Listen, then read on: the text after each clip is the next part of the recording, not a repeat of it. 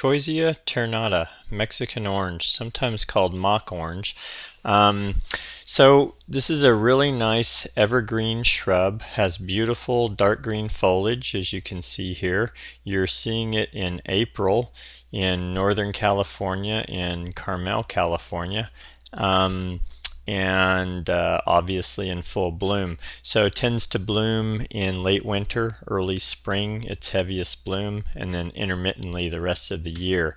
Very nice fragrance to these flowers, and actually such a nice foliage that a lot of people cut it and bring it in. See how it's symmetrical it is, nice glossy green, as well as the fragrance. So a cut foliage that not a lot of shrubs are used as a cut foliage by homeowners, but this happens to be one of them. So as a design element, this is a very nice mid-sized to large-sized shrub. Book says that it gets 6 to 8 feet tall and wide. I've rarely seen it that large. Most of the time I've seen this kept between 3 and 5 feet tall and wide, and I would say as a designer that would be the size to be thinking of in terms of spacing and where to use that.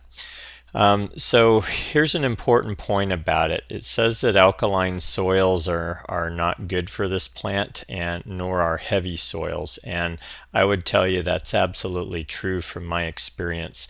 I live in an area in Northern California in a warm inland valley, but we have a lot of heavy clay soils, and generally this plant does very poorly in our area.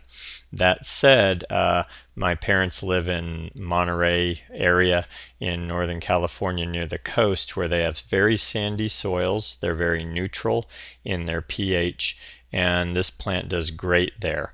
Also has more moderate temperature range, but I would tell you this is hardy down to about 15 degrees Fahrenheit. And I don't think it's really the temperature.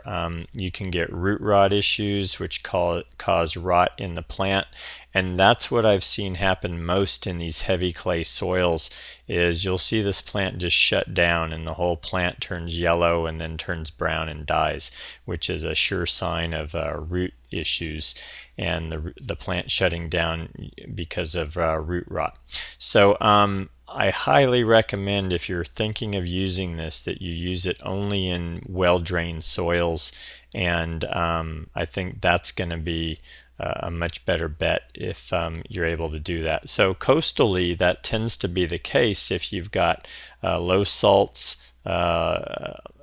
and maybe a little more acidic or neutral pH, and then well-drained soils. So a lot of the coastal areas have these types of situations, and this plant really thrives in that situation. I've seen these in LA, San Diego, and Monterey areas, and they're all very similar in terms of that. Santa Barbara, same. So as you can see here, beautiful dark green evergreen foliage, glossy, interesting leaves, and added with the white fragrant flowers, a really beautiful mid-sized shrub, and highly recommend this one. The other thing is that this is very drought tolerant when established in these coastal areas where it's not super hot in the summer, as well as the deer leave it alone consistently. This is a reliable plant in deer areas, so satisfies a lot of nice requirements if you happen to be in a coastal area where the temperature is more moderate and the soils are fairly neutral.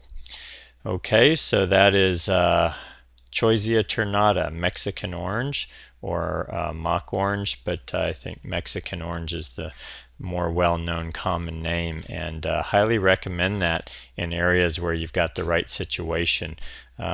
Really good looking mid-sized shrub when that's what you need. To follow, I'm going to show a few good companion plants for Choisya ternata.